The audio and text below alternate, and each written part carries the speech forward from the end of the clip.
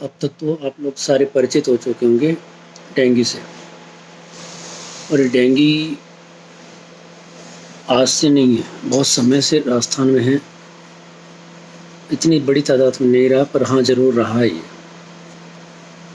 बहुत पहले 1994 के जो त्रासदी चली थी महामारी की, इसको मलेरिया का नाम दिया गया था।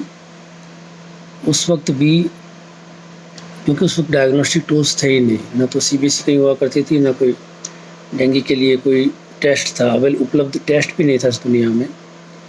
जो कुछ भी होता था सीरोलॉजिकल होता है या वायरोलॉजी होती, तो वायरोलॉजी कहीं बहुत जाके दूर सैंपल पुणे भेजे जाते थे, और पुणे में कंफर्म होता कि डेंगू का वायरस है, तब जाके पता चलता। ये कभी को ना नॉर्मल तेल होगा ना राधा नाचेगी, तो ये कभी डायग्नोस हुआ ही नहीं। 94 की महामारी के बाद में राजस्थान सरकार की एक चिकित्सा अधिकारी, बड़े चिकित्सा अधिकारी जैमिनी सरकार के पोखरण आए थे। उन्होंने मुझे से बिल्कुल नवनियुक्त डॉक्टर से सवाल पूछा कि तुम्हारे 94 में क्या हुआ था। मैंने कहा सर मलेरिया था।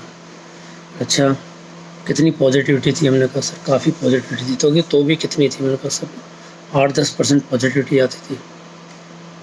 तो 8-10 पॉजिटिविटी पीछे क्या था? हम लोग बड़े कॉन्फिडेंस से बोले कि साहब ये फॉल्स पॉजिटिव केसेस होते थे। बड़े हंसे, क्योंकि वो तब तक यही था कि इवन मेडिकल कॉलेज लेवल के प्रोफेसर्स जो मेडिसिन के थे वहाँ पे आके डेरा डाले बैठे थे। सब लोग मलेरिया मलेरिया मलेरिया ही सोच रहे थे, और वो दूसरा कुछ सोच रहे थे तो हम लोगों को नहीं बता रहे थे, क्योंकि उनकी खुद की समझ में नहीं आ रहा था क्या हो रहा है। खून की जांच नाम की कोई चीज़ नहीं थी, स्लाइड एग्जामिनेशन होता था और बस उसके आधार पर जो हुआ हुआ, मरा सो मर गया, जिया सो जी गया। हालत आई गई हो गई, खूब सारे लोगों मौत हुई, हंगामा मचा, विश्व स्तरीय हंगामा मचा था उस वक्त ये, और बात खत्म हो गई। मैंने पूछा सर से कि सर ये एग्जैक्टली क्या है फिर? तो बोले तेरे को किसने डिग्री दी, तू पढ़। हमारे पास क्या संसाधन, हम क्या पढ़ते। उस दौरान मुझे एक किताब मिली, एक छोटी सी बुकलेट मिली, बीकानेर मेडिकल कॉलेज के कोई प्रोफेसर साहब थे, उनकी डॉक्टर नायक करके रहे होंगे, बिल्कुल मुझे नाम याद आ रहा है। तो डॉक्टर नायक की किताब थी कि वेस्टर्न राजस्थान में आर्थ्रोपोड बॉर्न डिजीजेस के बारे में। बहुत ही शानदार बुकलेट थी, छोटी सी बुकलेट इतनी यूज़फुल है। उसको पढ़ते ही मेरा दिमाग घूम गया। मैंने कहा जिस 94 के हंगामे में जोधपुर मेडिकल कॉलेज के प्रोफेसर जो वहाँ पोखरण में आकर के बैठे थे, राजस्थान सरकार के काबीना मंत्री भंवरलाल जी का वहाँ पे हेडक्वार्टर था। दुनिया भर के जमावड़े, दुनिया भर की चीज़ों के बीच में एक चीज़ बिल्कुल जो पता ही नहीं चली, वो थी, उसका नाम था डेंगू। और ये डेंगू उस 94 की महामारी का भी हिस्सा था। क्या था वो? बस इतना जो सिम्टम्स दिख रहे थे वो।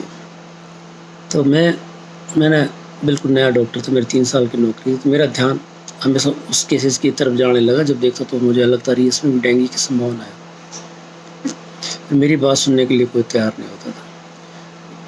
97 मतलब मेरी 4 साल की नौकरी में नाचना चला गया। नाचना में मुझे ऐसे बड़े केसेस लगने लगे कि यहाँ पर डेंगू केसेस है। मैंने इसके लिए मैसेज किया तो जोधपुर से टीम आई, एंटोमोलॉजिकल टीम जो मच्छरों की पकड़ करती है, उन्होंने पकड़ के बोला हाँ यार एडीज मच्छर आपके इस एरिया में है। बस इतना सा क्लू था, इसके अलावा कोई आइडिया नहीं कि डेंगू क्या हो रहा है डेंगू के साथ में। ये क्लू ज़रूर मिला कि एडीज की प्रेजेंस है। इसका मतलब यहाँ पर जो सोचा जा रहा है डेंगू, वो बस हो सकता है। ये 97 की बात है, 1997 की बात है। मैं रिटायर हो गया 2009 में। 2010-11 में मैंने वापस, मेरे पास सीबीसी मशीन, टाउन की पहली सीबीसी मशीन आई।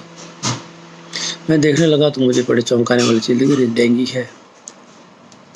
2010 में, 2011 में, 2012 में नियमित अखबार वालों को मैं कहता भैया देख डेंगू है। प्रशासन मना करता, स्वास्थ्य विभाग मना करता, पर अब तो घर घर का नाम हो गया डेंगू।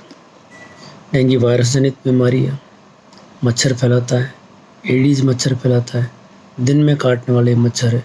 ये थोड़े से पानी में ग्रो हो जाता है। गिलास भर भी साफ पानी अगर स्थिर पड़ा है, गिलास भर पानी भी, तो एडीज मच्छर अपना अंडा उसमें दे करके पनप जाता है। कूलर के पानी में, छोटे छोटे पानी के स्रोत में एडीज फैलता है। इसलिए अपने को मानसून के बाद में जहाँ पानी इकट्ठा ज़्यादा होता है, पड़े हुए टायरों में, टूटे हुए बर्तनों में, छोटे-छोटे बहुत छोटी सी जगह पे भी एडिस बहुत ज़्यादा फैलता है, इसलिए फैल करके ये डेंगू को फैलाता है।